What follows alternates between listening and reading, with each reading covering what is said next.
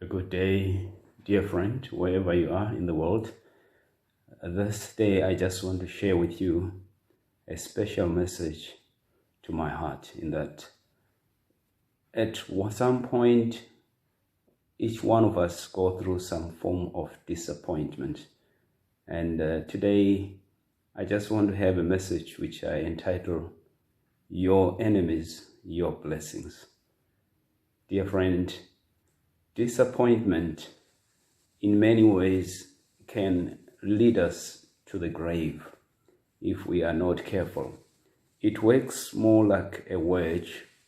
Disappointment gets to discouragement, gets to disillusionment, gets to depression, and eventually defeat. It depends how you look at it and handle it. Let's look at a story that is found in the book of 1 Samuel, chapter 17. The story of David, the shepherd boy, who confronted the big mountain, if I may call it him that way, Goliath. In 1 Samuel chapter 17, verse 50, this is where I get my reading for today. And I just want to read it. It says, So David prevailed over the Philistine with a sling and a stone, and struck the Philistine and killed him, but there was no sword in the hand of David. Amazing story. Big giant, feared all over by the whole of Israel, by the whole world of the time, because he was an amazing person, amazing fighter. But here comes little boy David, who was a shepherd boy, and because of his faith in the God of heaven, he goes there with just some stones and a sling and defeats this person who everybody feared, including the King of Israel. When I look at that amazing story, I am too amazed in how faith can overcome that which seems impossible. I'm not surprised to hear what the Word of God says, faith overcomes everything. So your disappointment, rather, let it be an appointment. This is how God works with his children.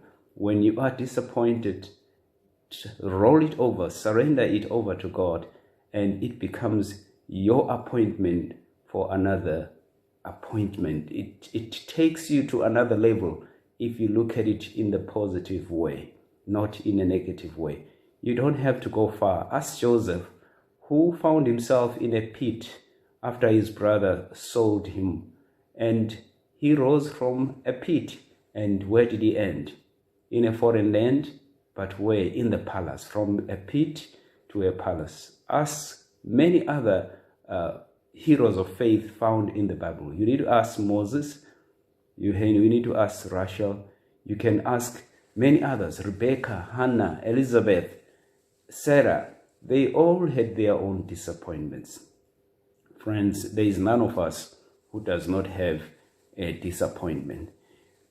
How we handle it is the most important thing. God is not limited. God is not a respecter of persons. He can use anything. He can use anybody, even your enemies who seek your life, who seek to make you disappointed. But God uses those opportunities to lift you up. If it were not for your enemies that are always around you, seeking to disappoint you or to bring you down, you will not be where you are possibly. And when you have gone through such and you look back, ask yourself and take an introspection and look back, you'll be amazed that it was through those disappointments that you find yourself where you are. What you consider a disappointment becomes an appointment in God's plan. When you look at the life of David, if there was no Goliath, there was going to be no King David. This is how he actually ascended to the throne. Think about it carefully. He was a nobody. He was known, an unknown entity, such that when the king of Israel heard there is a little boy who wanted to fight, he wanted to know, who is this boy? And only then was David someone who became known. But from that point onwards, it changed his direction, it changed his identity, and he became known throughout the whole land of Israel. The point is, David was on a path which God had planned for him. At the same time, Goliath was strategically placed on the path of David to help David, to promote David in some way to be where he ended up. We ended up having King David because a disappointment, which everybody looked as a disappointment, actually became an appointment for David to be enumerated and put onto the throne. From then onward, he becomes someone who is on the upward way, and eventually he lands in the throne as King David. That person at work, it could be, who is always wanting to bring you down, that co-worker, that friend who may have betrayed you, whatever it is that may have happened to you or is happening to you right now, and you are disappointed. It could be a relationship that has gone sour. It could be some confidential information that has somehow found its way out, and you are greatly disappointed. You know what? God has got a way of allowing certain things we do not expect to be out there and known by everybody when we think we are doing it in a closet and they find their way out.